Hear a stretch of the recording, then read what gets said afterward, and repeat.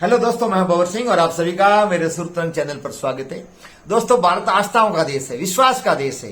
यही तो कारण है कि यहाँ हर किसी को अंधविश्वास की दुकान चल जाती है और फिर बाद में सांप जाने के बाद में हम लकीर को पीटते हैं। लेकिन दोस्तों, सांप निकल गया, फिर लकीर पीटने से क्या फायदा। ऐसा ही हमारे यहाँ एक वाकया हुआ पास के जिला सिरोही में, राजस्थान के सिरोही जिले में 24 दिन तक एक कंबल वाला बाबा जो पूरे भारत भर में प्रसिद्ध है, आपने सोशल मीडिया पर खूब सारे वीडियो देखे होंगे, अभी सुर्खियों में बना हुआ है। वो सिरोही जिले के, राजस्थान के सिरोही जिले के पालड़ी एम जो गांव है, हाईवे पर है, वहां पर आया और 24 दिन तक उसने वहां पर डेरा डाला।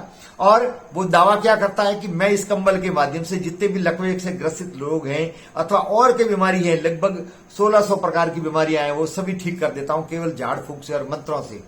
और दोस्तों, देखते ही देखते वहां पर भीड़ उमड़ने लग गई। हमारे यहाँ तो वैसे भी अंधविश्वास खूब चलता है, यही हाल यहाँ पालड़ी एम में हुआ। लोगों की भीड़ उमड़ने लगी और 24 दिन तक उसने लोगों को लूट करके कहां चला गया किसी को पता नहीं है। अब जाकर के उसको ढूंढते हैं, लेकिन उसका कहीं पर भी पता नहीं लग रहा है। विभिन्न प्रकार के न्यूज चैनलों में भी न्यूज आ गई है, बाबा कहां गया, करोड़ों रुपए लेकर के गया। कहने को तो ये बाबा इलाज के नाम पर किसी से 1 रुपया नहीं लेता, लेकिन उसके रुपए लेने का तरीका बहुत ही अलग था दोस्तों, जो बहुत ही चालाकी से लेता था और जो भी वहां जाता था राजी राजी देता था। ये दोस्तों इलाज के नाम पर 1 रुपया नहीं लेता था, लेकिन भंडारे की व्यवस्था के नाम पर, आए गए लोगों के भोजन के नाम पर वहां पर वो पैसे लेता था। जगह जगह भंडारे लगा रखे थे, रसीदें करवाने के लिए लोग बैठा रखे थे और लाउड स्पीकर से बार बार ये अनाउंस किया जा रहा था कि यहाँ रसीद कटवाएं, आप अपनी श्रद्धानुसार यहाँ पैसा दें। तो अब मैं दोस्तों ये बताता हूँ, ये जो वहां पर आए पालड़ी एम में लगभग 9 लाख लोग आए 24 दिन में।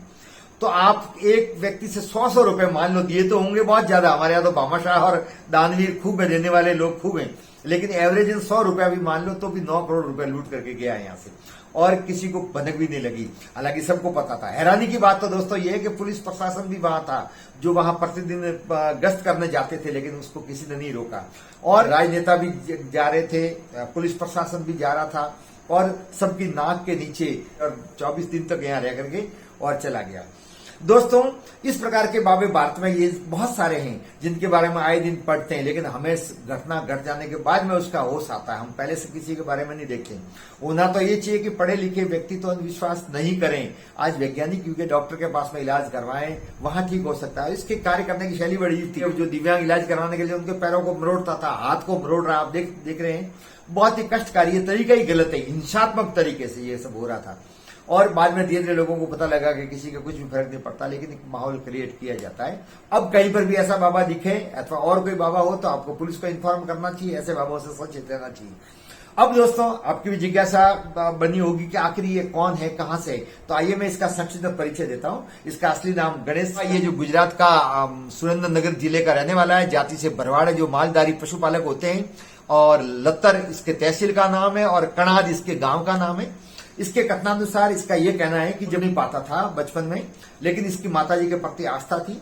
इसके कथनानुसार इसके गांव कणाद में, गांव से 1 किलोमीटर दूर एक माताजी का मंदिर है। हालांकि वो कौन सी देवी है वो किसी को पता नहीं है, लेकिन इसको ये अपना कुल देवी मानता है। वह माताजी के वहां प्रतिदिन ये पूजा पाठ करने जाता था। एक दिन प्रातःकाल वो गया तो उसने वहां पर पूजा पाठ की और उसके बाद में एक आम के वृक्ष पर कंबल देखी, तो वो कंबल उसने देखी। उसके बाद में इस कंबल को लेकर के घर आया। स्वप्न में माताजी आई। माताजी ने कहा कि ये कंबल मैंने तेरे लिए वहां रखी थी, इस कंबल के माध्यम से तू किसी का भी इलाज कर सकता है। लेकिन गांव में इसको इसका कहना है कि कोई तवज्जो देते नहीं थे। वहां एक सन्यासी आए जिसको इसने गुरु बनाया और उनके सानिध्य में रहा, तो उस गुरु ने उसको पहचान लिया। तो फिर ये गुरु उसको लेके गए कामयाख्या माता के वहां, कामयाख्या माता के वहां पर लेके गए और वहां पर ये कुछ साल तक रहा। कहते हैं इस गुरु से उसने बहुत सारी सिद्धि सीखी और फिर उसके बाद वापिस ये घर आया। आने के बाद में माता जी इसके स्वप्न में आती थी, तो उसका एक दोस्त था, उस दोस्त के पिताजी को लकवा था, तो उसने मित्र को कहा कि मैं तेरे पिताजी को ठीक कर लूं। मित्र ने पहले तो मजाक में लिया, लेकिन बाद में ये ज्यादा जिद करने लग गया, तो बोले कि कर ले ठीक। तो और कहते हैं दोस्त के पिताजी ठीक हो गए, ये इसका कहना है। उसके बाद में ये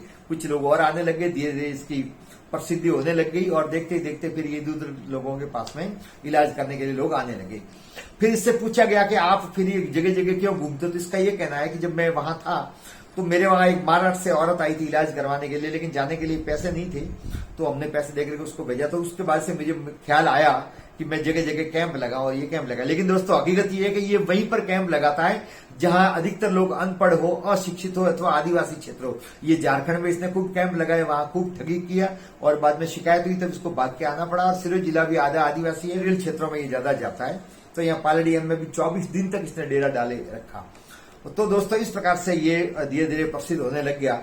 अब वो उस कंबल के आधार पर ये सबका इलाज करने का दावा करता है। ये शादीशुदा है, उसकी एक बच्ची है जो आपने देखा है कैंप में इसके साथ में कार्य करती है। इस बच्ची के बारे में भी ये कहता है, वो 15 साल की बच्ची है, वो ये कहता है कि मेरे से भी ज्यादा मेरे बच्ची ने सिद्धि प्राप्त की है। मेरे यहाँ तो 5 बार आने पर व्यक्ति ठीक होता है, इसका कहना है, लेकिन मेरे बच्ची तो एक बार ही आए हुए बीमार व्यक्ति को ठीक कर देती है, ये इसका कहना है। तो इस प्रकार का कार्यक्रम आयोजित करता है। ये विज्ञापन दिलवाता है। इसके कुछ पाले हुए लोग हैं जो वहां हर वक्त चारों ओर उसके साथ में रहते हैं, वो उसका खूब प्रचार करते हैं, विज्ञापन करते हैं। उसकी भी पार्टनरशिप होगी धंधे में, प्रायोजित तरीके से किया जाता है। इतना बड़े स्तर पर काम होता है, होते हैं। न जाने पिछले 20 सालों में इसने कितने रुपए इकट्ठे किए होंगे, किसी को पता ही नहीं है। फिर थोड़ा दिन रहने गया करके इसको लगता है खतरा कि अब मेरी पोल खुलने वाली है, तो यहाँ से ये भाग जाता है। फिर कुछ दिनों तक अदृश्य रहता है, गुमनामी में रहता है, और फिर 2, 3, 4 महीने के बाद फिर कहीं दूसरे राज्य में जाके प्रकट हो जाता है। और जब तक दूसरों को पता लगता है तब तक वहां से भी रवाना हो जाता है। तो इस प्रकार से ये खेल खेलता है। तो हमें कोशिश करनी चाहिए कि ऐसे बाबाओं के चक्कर में नहीं आए, हम अंधविश्वास नहीं करें, इन बाबाओं के भरोसे नहीं रहें, आस्था रखें, लेकिन इतना अंधविश्वासी बनकर के और अंधभक्त होना भी कोई अच्छी बात नहीं है। आपको ये वीडियो कैसा लगा? वीडियो को लाइक करें, शेयर करें, कमेंट्स करें। यदि आपने मेरे चैनल को सब्सक्राइब नहीं किया है तो आप सब्सक्राइब करें ताकि आप तक सीधा वीडियो पहुंचे। आप सबका बहुत बहुत धन्यवाद। जय हिंद।